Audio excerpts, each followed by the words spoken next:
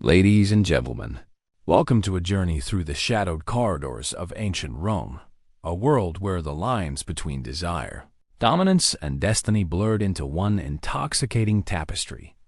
Today, we delve into the Roman orgy economy, sex, power, and political pornography. Forget the sanitized history books.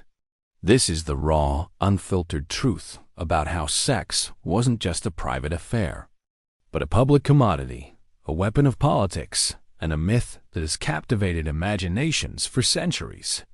As your historian guide, I'll separate fact from fiction, drawing on ancient sources like Suetonius, Tacitus, and modern scholarship to reveal an empire built on more than just legions and laws. Buckle up, this is Rome Uncensored. The foundations of Roman sexuality, context, and culture.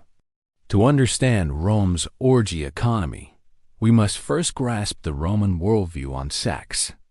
Unlike our modern Judeo-Christian lens, which often views sexuality through a prism of morality and monogamy, the Romans saw it as a natural force intertwined with power, fertility, and social order.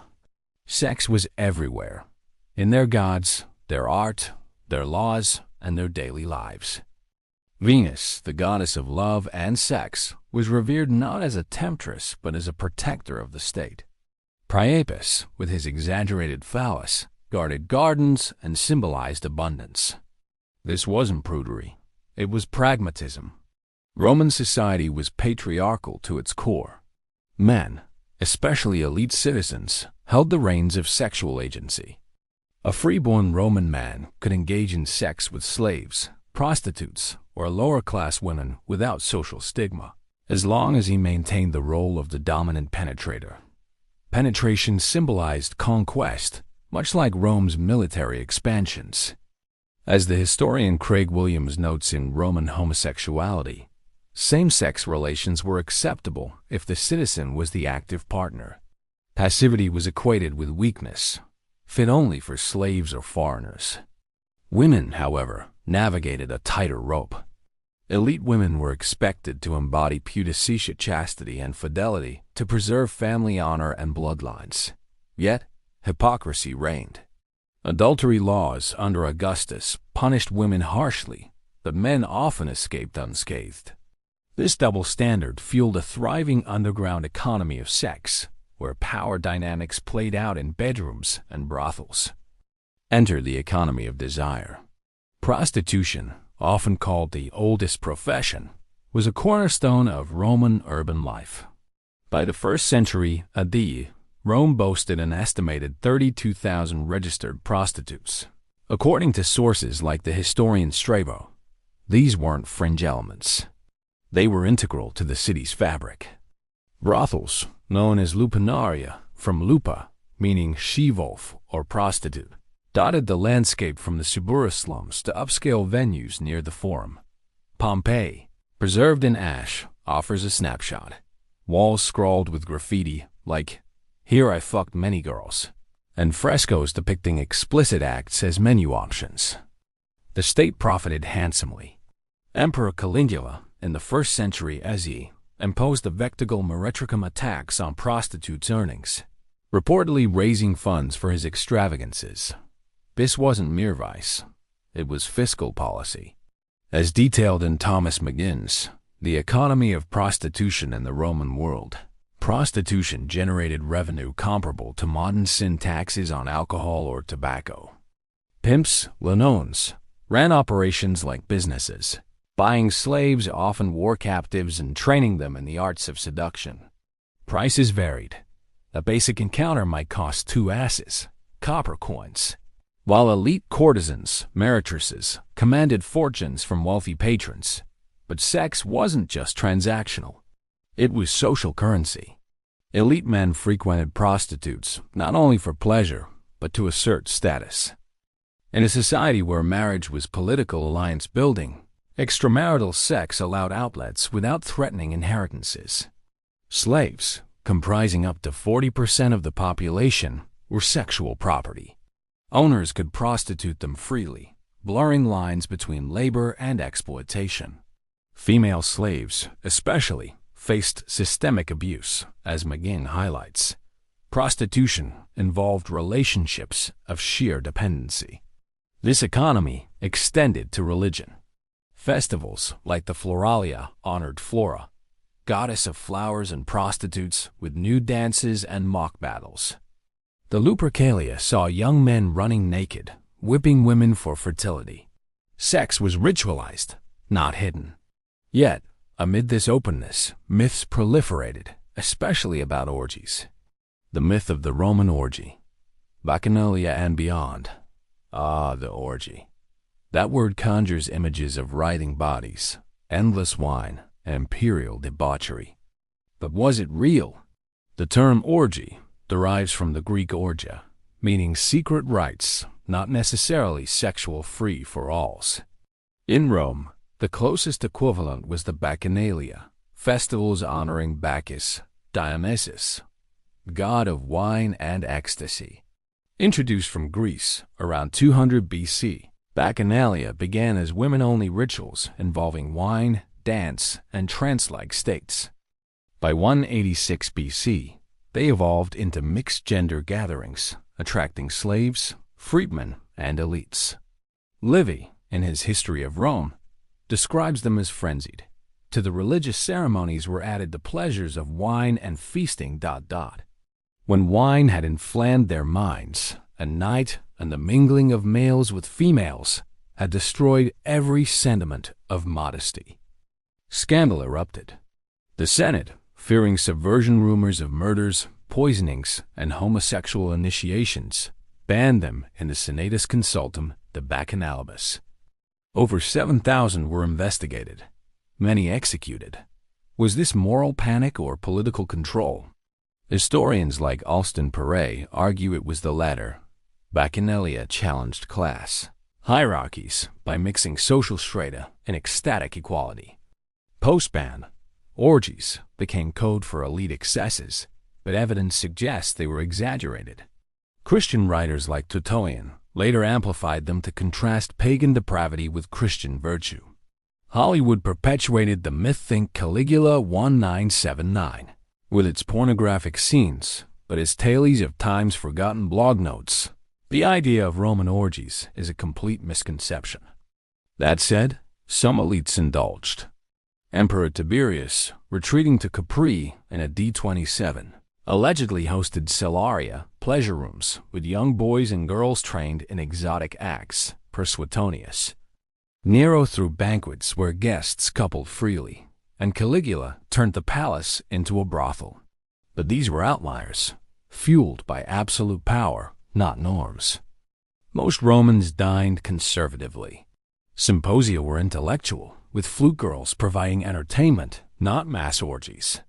The orgy economy thus blended myth and market. Exotic slaves from conquered lands fetched premiums for their novelty, tying sex trade to imperialism. Artifacts from Pompeii, phallic lamps, erotic frescoes show sex as normalized, but not orgiastic chaos. Emperors and their scandals, sex as a tool of power. No discussion of Roman sex and power is complete without the emperors. These men, and the women behind them, wielded eros like a gladius. Let's start with Julius Caesar, mocked as every woman's man and every man's woman for rumored bisexuality. This wasn't about orientation. Romans didn't categorize that way, but passivity. Accusations of bottoming for King Nicomedes of Bithynia were political barbs to undermine his virility. Augustus, Caesar's heir, projected moral reform. His Lex Julia laws criminalized adultery, exiling his own daughter Julia for promiscuity. Yet, whispers of his affairs persisted. Power corrupted subtly here. Sex reinforced alliances or destroyed enemies. Tiberius, as if 14 to 37, epitomized perversion. Suetonius claims he collected erotic manuals, hosted orgies with spintriae, young performers in group acts, and abused children. On Capri, he allegedly had fishing games where boys swam nude, nibbling at him. Historians debate veracity. Much stems from hostile senators, but it illustrates how sex scandals smeared legacies. Caligula, 837 to 41, took it further. He reportedly slept with his sisters, prostituted noblewomen, and declared himself a god demanding worship. One tale: he challenged a prostitute to outlast 25 clients in a night. His tax on prostitutes funded follies like floating palaces. Power manifested as sexual tyranny. He forced senators' wives into bed, boasting details publicly. Claudius, at 41 to 54, married Messalina, whose nymphomania became legend. Juvenal claims she worked incognito in brothels, competing with professionals. She allegedly bedded 25 men in a day, earning the title Invincible Whore. When she plotted against Claudius, he executed her, but not before her scandals weakened his rule. Nero, at 54 to 68, outdid them. He castrated and married a boy resembling his late wife, dressed as a bride.